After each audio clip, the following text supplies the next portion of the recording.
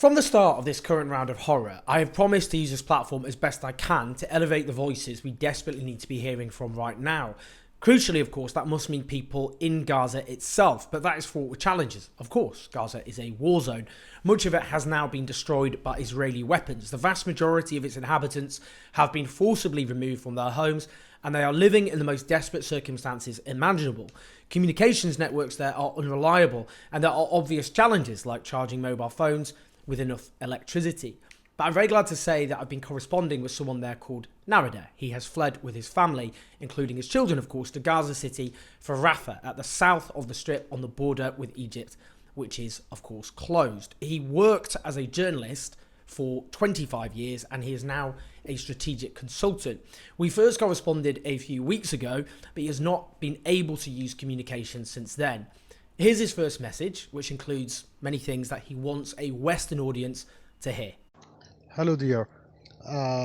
This is the first time for me on the internet for since the last message for you. It's almost 1 month. Unfortunately, we are not safe. We are not safe. We are under the bombarding and shellings from all the heavy weapons of the Israeli occupation forces. They have forced us to move from Gaza to the city of Khan Yunis in the south of Gaza Strip. And after that, they have forced us to move from all us as a civilian people, to move from Khan Yunis to Rafah on the Egyptian border. And all the time we are under the attacks by all the weapons you can imagine or you can't imagine. The heavy weapons that is used by the big armies around the wars. So they are using these weapons, the American weapons and the Western weapons against the innocent people, civilian people, children's, babies, old people, women, and they are saying that we are fighting Hamas. But the truth, they are fighting the people. They are killing the people. And I don't know if my family will have the chance to survive or not, but at least until this moment we are alive. They are killing the people for more than 2 months for no reason. This is not a war. I want to explain that this is not a war.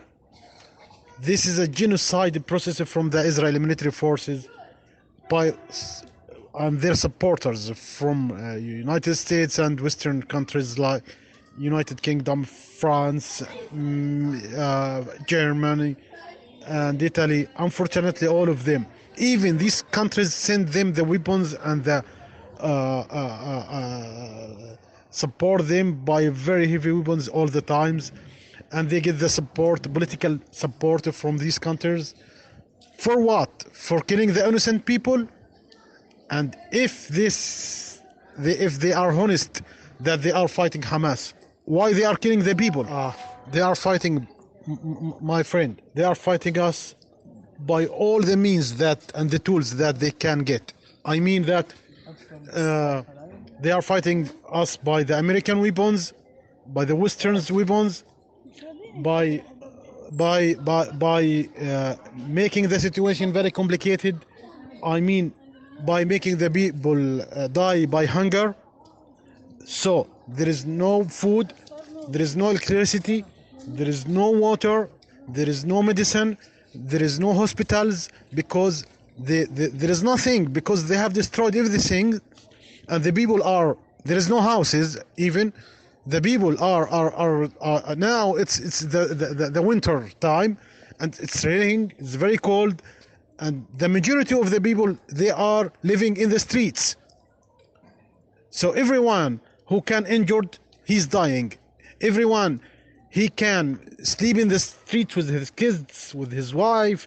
Mostly he will be illness, and there is no treatment or medical treatment of any kind. So regarding this issue, it's complicated as well, and it's some kind of punishment, collective punishment against the innocent people, civilian people. Those people and those women and those kids and those babies are not fighters.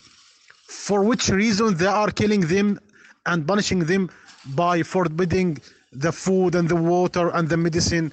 For which reason? Is this democratic values? Is this the Western values? Is this Israel the only democratic state in the Middle East? Is this the human rights they are talking about? But I want to tell you something. From the start of this military operation against the people in Gaza, the defense minister of Israel said that we are just only some kind of animals. So they are dealing with us as animals, not as a human. He goes on to tell me about the attacks on Gaza's Christian community and on places of worship which have existed for so many centuries. Do the people of the West believe that they are really Christian? If they say yes, why Israel has started to bombarding the Christians institutions in Gaza from the first, before they have destroyed the oldest church in Gaza, one of the oldest church in the world? Why they have destroyed it and they have killed the Christian people of Gaza beside the Muslim people? Why they have destroyed the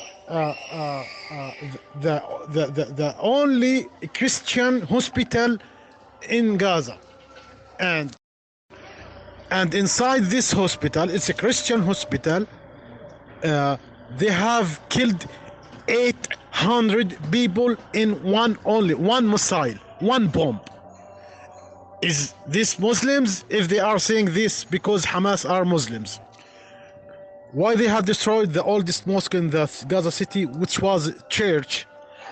It's one of the oldest buildings in the Middle East and in Palestine. It's the time from the Jesus, just only 300 years after Jesus born. He goes on to talk about Israel's attack on Al-Shifa Hospital. Let's just be clear first about what happened here. On the 27th of October, the IDF declared that Al-Shifa Hospital is the main headquarters for Hamas's terrorist activity. They also released a video, which their extremely imaginative and creative graphics designers clearly spent a lot of time and effort on, showing a kind of James Bond-esque mega lair with sprawling tunnels and meeting rooms. They repeatedly attacked this hospital. They killed doctors, they killed nurses, they killed patients. A mass grave had to be dug. Premature babies were left gasping for air as they were taken out of their incubators. The World Health Organization declared that this hospital was a death zone. I shouldn't need to tell you that attacking hospitals is a war crime. There is an exception if it can be proven that it serves a military function, and even then attacks can only be justified if there is proportionality. Now, there clearly was no proportionality, but not only that, the evidence provided for Israel's claims, and I'm quoting them here, that Al-Shifa Hospital was the main headquarters of Hamas, were non-existent. We already knew that Israel had built a bunker with tunnels under Al-Shifa Hospital themselves in 1983. The evidence they went on to offer were a few weapons and an extremely feeble-looking tunnel with an old toilet, which for some reason they then destroyed, rather than let independent investigators look at it. Now, they also issued a feeble statement to justify arresting the hospital's director, claiming they'd found indisputable evidence indicating the Shifa Hospital served as a Hamas command and control centre. Sorry, what? You said it was the main headquarters for Hamas's terrorist activity. You then downgraded this to a Hamas command and control centre, for which you offered no meaningful evidence of any description after you butchered doctors, nurses, patients. That most media outlets have let them get away with this outrage is a disgrace, as is the fact many actually justified it, legitimising Israel's numerous attacks on other hospitals. So with that context, let's listen to Nahedh. All the time that they have said, we will find the leaders of Hamas in the Al-Shifa hospitals, the main hospital in Gaza City and Gaza Strip. And they have reached this hospital. They didn't find anything. And they have killed the born people, they just born, the baby who have just born. They have killed them. They have killed all the people in the hospital, the doctors, the nurse, the ill people, and they have destroyed it. And they didn't find anything regarding Hamas. They just destroyed the hospitals. I go on to ask him how much both him and his family are able to eat. Regarding eating the food, to be honest, me, for example, me and my family, now we are for almost 1 week without flour to make bread. There is no bread, there is no rice, there is no vegetables, there is no any kind of fruits. and we are eating the minimum of any human being should eat every day. We eat one time with a small amount of anything we can find. I then ask him if he's losing loved ones in this horror. Regarding my relatives, look, my partner, every time I'm afraid to open the Facebook if I have the chance to get internet connections, and every time I'm afraid to make any call or to receive any call. You know why? Because I'm afraid that to find some of my relatives have been killed or destroyed or scratched under their buildings by these crazy weapons and heavy weapons. But the answer is yes. Every day I am losing my relatives and my friends and my neighbors and my friends. So it's complicated to it's continuous. It's continuous for more than 2 months. This is a killing process, continuous killing process for more than 2 months. And every moment we are losing. Every moment we are losing people we are knowing. And to be honest, without any emotional words from my side, now you are talking to me. Maybe while you are talking to me, after 1 second or 2 seconds, the voice might be stopped because a missile will kill me with my kids and where I'm living here. He has something else he wants to say about how public opinion in Western countries has turned against this horror, and yet that's been resisted by our governments. Regarding the Western propaganda, there is a very important and a tricky point. If these governments came to the rules and to the office in Western countries by the will of their people, now the people all over the world, they are saying, stop this war. Don't kill the Palestinian peoples by our names, because we are free human people. And for more than 2 months, the governments of Western countries, even they don't make any attention for their people. And by the way, now American, they have the elections next year. Despite the people of the United States, they have started to understand the situation, and they ask their government and the Congress and the White House to stop this massacre. They don't care about their people. Even they don't care about their states. They just only care about Israel. What a tricky thing this. What is this Israel? It is above these people, above these states, above the international law. Even they have destroyed the United Nations headquarters in Gaza, the UNDP, the UNRWA. It's unimaginable. This is a really important point by Nahedh. Polling in the US and the UK and across Europe shows decisive support for a permanent ceasefire that is being ignored. Now, the fact that so many people are opposed to this onslaught, this horror, which has killed around 20,000 people in Gaza and maimed and injured so many more and caused so much horror and trauma to people in Gaza, well, we owe it to Palestinians like Nahedh, like his family, to keep building pressure on our governments to stop this horror. I'll keep trying to correspond with Nahedh as best I can.